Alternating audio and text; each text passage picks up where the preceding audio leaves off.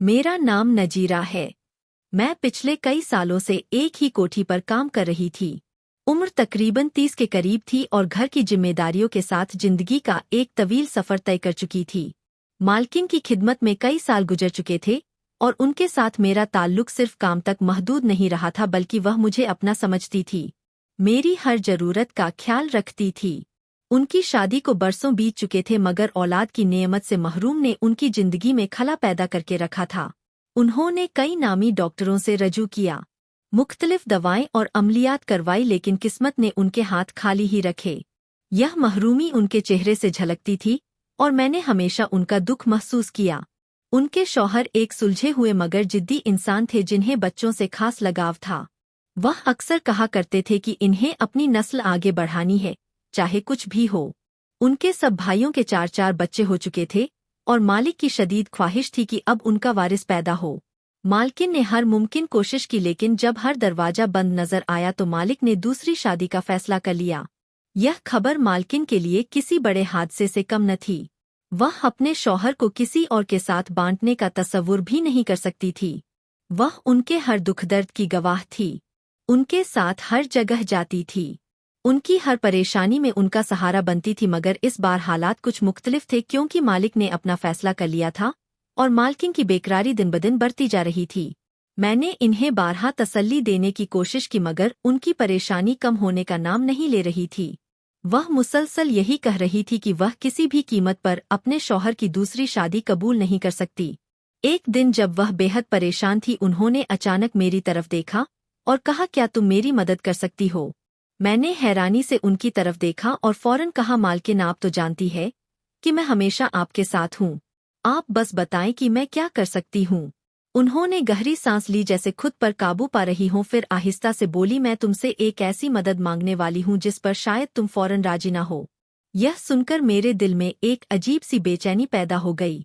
मैंने संजीदगी से कहा, मालकिन आप खुलकर बात करें। अगर मेरे बस में हुआ तो मैं आपकी मदद जरूर करूंगी। उन्होंने मेरी आंखों में झांकते हुए कहा, जो बात कहने जा रही हूँ यह बात शायद तुम्हारे लिए गैर मुमकिन हो, पर मैं जानती हूँ कि तुम्हारे लिए यह फैसला करना आसान नहीं होगा। मेरी उलझन मजीद बढ़ गई, लेकिन मैंने खुद को संभालते हुए कहा, मालकिन आप मुझ पर भरोसा कर सकती है, मैं आपको मायूस नहीं करूंगी। लेकिन जैसे ही उन्होंने अपनी बात मुकम्मल की तो मेरे कदमों तले से जमीन निकल गई। मैं हैरत से उन्हें देखने लगी।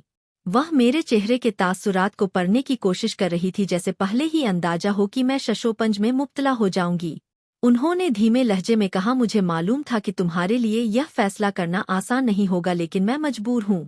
यह कोई मामूली सी बात नहीं है और मैं जानती हूँ कि कोई भी फैसला लेना तुम्हारे लिए आसान नहीं और कोई भी औरत यह आसानी से कबूल नहीं करेगी। मैं गहरी सोच में पड़ गई और आहिस्ता से कहा, मालकिन यह बहुत बड़ा फैसला है। अगर किसी को जरा सा भी शक हो गया तो ना सिर्फ मैं बल्कि आप भी मुसीबत में पड़ जाएंगी। उन्होंने मेरी तरफ देखते हुए पुरसुकून लहजे में कहा, अगर तुम मेरी मदद करने पर राजी हो तो मैं तुम्हारा मुस्तकबिल वजीफा लगवा दूंगी, जिससे हर महीने तुम्हें घर बैठे एक माकूल रकम मिलती रहेगी। लोगों के घरों में तुम्हें काम करने की भी जरूरत नहीं पड़ेगी और तुम्हारी जान छूट जाएगी। मेरे अंदर की बेचैनी बढ़ने लगी। मैंने जल्दी से पूछा, मालकिन आप बताएं तो सही कितने पैसे मिला करेंगे? मालकिन कहने लगी, यह लो 5 लाख। मालकिन ने 5 लाख मुझे पकड़ाए तो मेरे पसीने छूट गए। मैंने जिंदगी में कभी इतने पैसे नहीं कमाए थे। मुझे यूं लगने लगा जैसे मेरी मुफ्त की लॉटरी लगने लगी है। मेरी आंखों के सामने जिंदगी के नए मकान रोशन होने लगे। गुर्बत और कर्ज में फंसी जिंदगी में जैसे उम्मीद की एक किरण नजर आने लगी। मेरी शादी एक आम देहाती आदमी से हुई थी जो गांव में रहता था और हमारे बच्चे भी वहीं थे। मैं शहर में नौकरी करके उनका खर्च चलाती थी। हमारा कर्ज भी बढ़ चुका था और यह रकम हमारी जिंदगी को मुकम्मल तौर पर बदल सकती थी, मगर यह फैसला आसान नहीं था। मैं किसी नतीजे पर नहीं पहुंच पा रही थी। आखिरकार मैंने धीमी आवाज में कहा, मालकिन आपकी मदद के लिए तैयार हूं, लेकिन इसमें बहुत से खतरे हैं। अगर यह राज खुल गया तो अंजाम संगीन हो सकता है। आप एक बार ठंडे दिल से सोच लें। मालकिन की आंखों में बेबसी थी। वह कह रही थी कि जब मेरे शौहर दूसरी शादी के लिए तैयार है तो वो इस फैसले पर भी आमादा हो जाएंगे। यह कहते हुए उनका लहजा जैसे कांप गया हो, जैसे वह खुद को यकीन दिलाने की कोशिश कर रही हो। मैंने गहरी सांस ली और कहा, मालकिन, बेहतर होगा कि आप एक बार मालिक से बात कर लें। यह कोई मामूली फैसला नहीं है। मालकिन ने निगाहें झुकाकर धीरे से जवाब दिया, मैं जानती हूँ यह आसान नहीं है, मगर मैं किसी और औरत को अपनी जिंदगी में शामिल होते नहीं देख सकती।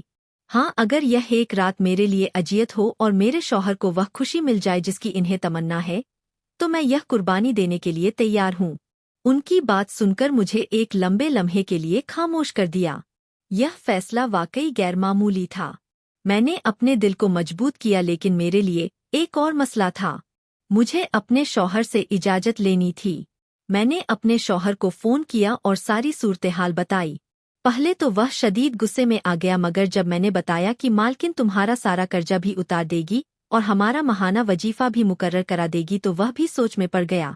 बोला, अगर तुम्हें लगता है कि यह हमारे लिए बेहतर होगा तो मैं तुम्हारे साथ हूँ। पैसा तो बड़ेबरों को अपना रंग दिखा देता है, और हम तो सादा से गरीब लोग हैं।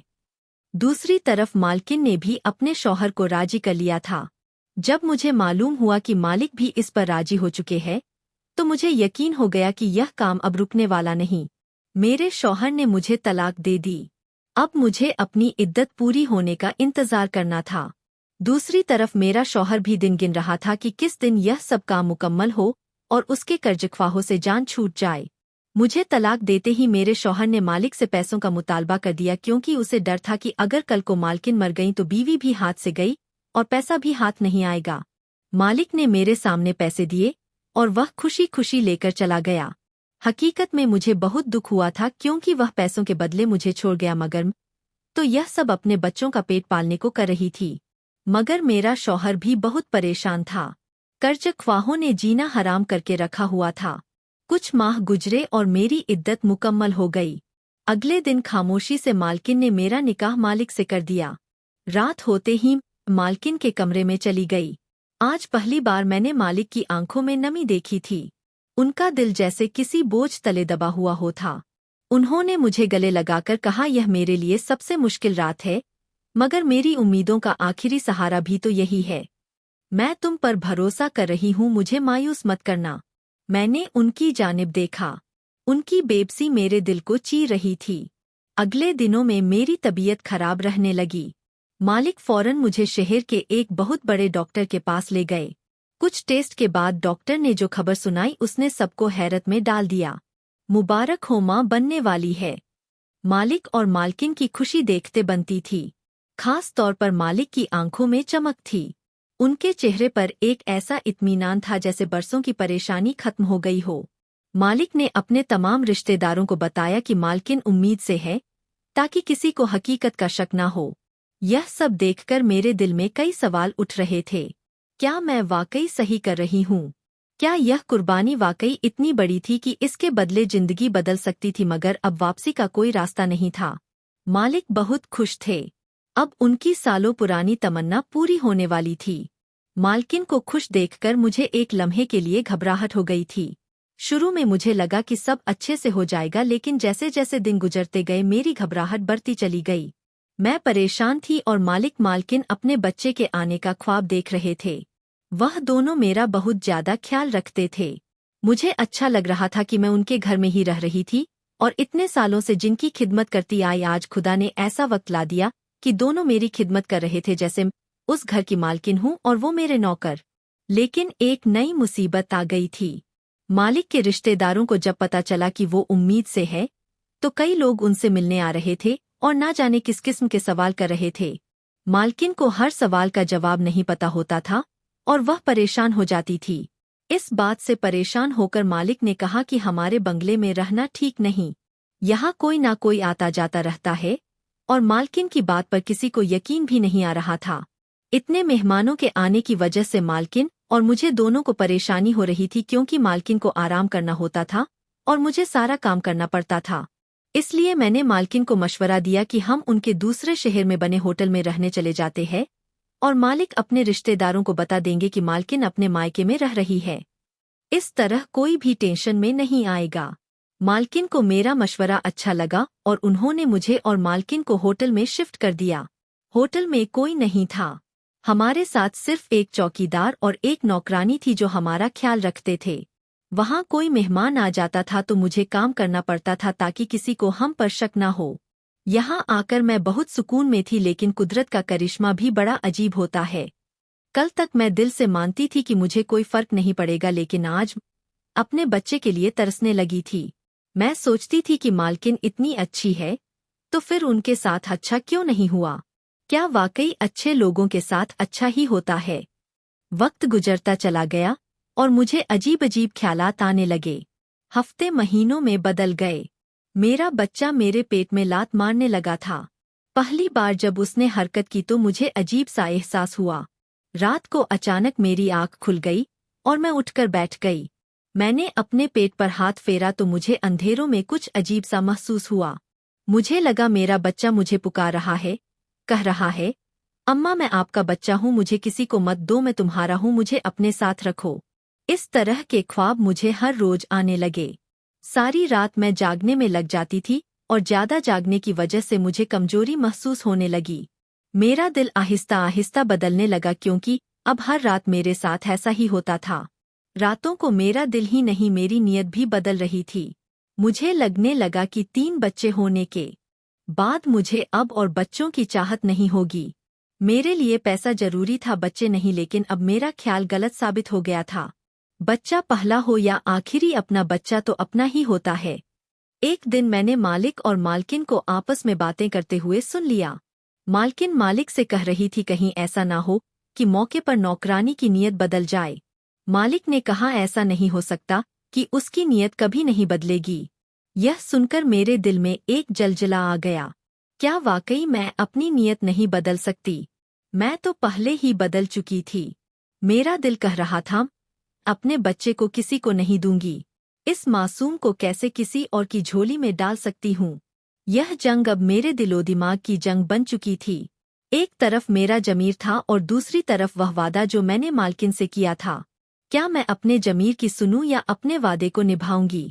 रात तक फैसला हो चुका था। मैंने दिल ही दिल में ठान लिया था कि अपने बच्चे को किसी और का नहीं होने दूंगी, लेकिन सवाल यह था कि कैसे? क्या मैं भाग जाऊं? क्या मैं मालिक से बात करूं? क्या मैं किसी और तरीके से अपनी बात मनवा लूं? मेरे सामने कई रास्ते थे, मगर हर रास्ता मुझे एक नए खतरे की तरफ ले जा रहा था। हकीकत तो यही थी कि मेरी नीयत अब बदल चुकी थी।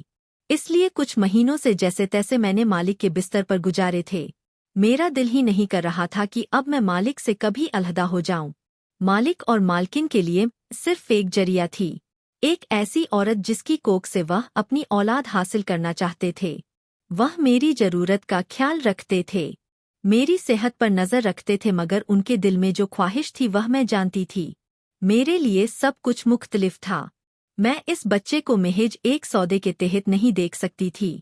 यह मेरे जिस्म का हिस्सा था, मेरे वजूद की तसल्ली, और हर गुजरते लम्हे के साथ मेरा दिल इससे जुड़ता रहा। वक्त गुजरता गया और वह दिन करीब आ गया जब डॉक्टर ने मुझे डिलीवरी की तारीख दी। मालकिन ने फौरन मालिक को इत्तला दी और वह खुशी से निहाल हो गए। उन्होंने पैसे देकर हिदायत की कि मेरे इलाज में किसी किस्म की कमी ना हो, मगर मैं जानती थी कि उनका प्यार मेरे लिए नहीं बल्कि इस बच्चे के लिए था जो इस दुनिया में आया भी नहीं था। रात के साए गहरे हो रहे थे और मेरा दिल बेचैन था। क्या मैं वाकई अपने ही बच्चे को किसी और के हवाले कर सकती थी? क्या एक माँ का दिल इतना सख्त हो सकता है? मेरे अंदर कश्मकश शुरू हो गई और फिर मैंने फैसला कर लिया, यह बच्चा मेरा है और मैं किसी कीमत पर इसे नहीं छोड़ सकती। मैंने अपनी जरूरी चीजें समेटीं, घर से निकल पड़ी। रात की तारीकी में मैंने एक बस पकड़ी और गांव की तरफ निकल पड़ी। मेरे कदम भारी थे लेकिन मेरे इरादे मजबूत। दर्द की शिद्दत के बावजूद मैंने खुद को संभाला और 6 घंटे का तवील सफर तय किया। मैं अपने शौहर के घर नहीं गई क्योंकि मुझे मालूम था कि वह लालची आदमी मेरे वापस आने पर मुझे फौरन मालिक के पास पहुंचा देगा ताकि वह अपनी तमन्ना की आग बुझा सके। मैं सीधी दाई के घर पहुंची जिसने मेरे बाकी बच्चों को भी जन्म दिया था। उसने दरवाजा खोला तो हैरत से मेरी तरफ देखा। अब की बार देर कर दी तुमने, वो बोली। शायद खुदा की यही मर्जी थी, मैंने थके हुए लहजे में जवाब दिया। दाई ने अंदर ले जाकर फौरी इंतजाम किया और कुछ ही देर बाद मैंने एक खूबसूरत बच्चे को जन्म दिया। मेरा दिल खुशी से भर गया जैसे मैंने दुनिया की सबसे बड़ी दौलत पाली हो, लेकिन मेरी आजमाइश अभी खत्म नहीं हुई थी। मैं चाहती थी कि मैं और मेरा बच्चा सुकून से जिए, लेकिन जिंदगी ने मुझे एक और चैलेंज दे दिया। कुछ अरसे बाद मुझे पता चला कि मैं कैंसर में मुब्तला हूँ। गांव वालों ने मुझे अस्पताल दाखिल करवाया, जहां डॉक्टर ने साफ कह दिया कि मेरे पास ज्यादा वक्त नहीं। मुझे अपनी गलती का एहसास हो चुका था। मैंने फिर से मालकिन से राब्ता किया तो मालकिन जारोकतार रो रही थी।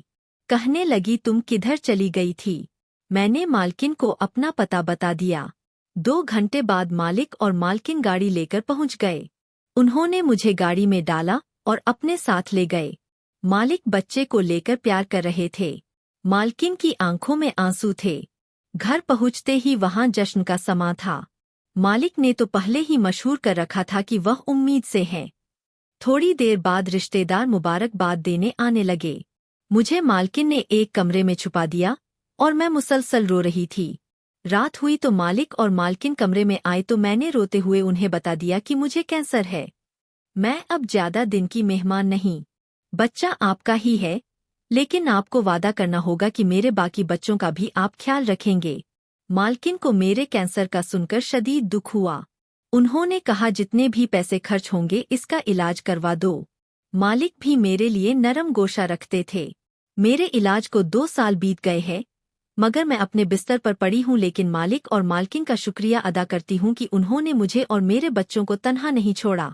उन्होंने अपना वादा पूरा किया और आज भी कर रहे हैं। ना जाने मेरी जिंदगी कितनी बाकी है, यह मुझे भी नहीं पता, मगर दिल को अब सुकून है कि मेरे बाद मेरे बच्चों को अब किसी किस्म की तकलीफ और परेशानी नहीं उठानी पड़ेगी। प्लीज मेरी वीडियो को लाइक करें और शेयर करें और मेरे चैनल को सब्सक्राइब करें ताकि अपनी हर अच्छी आने वाली वीडियो आप लोगों तक शेयर कर सकूं।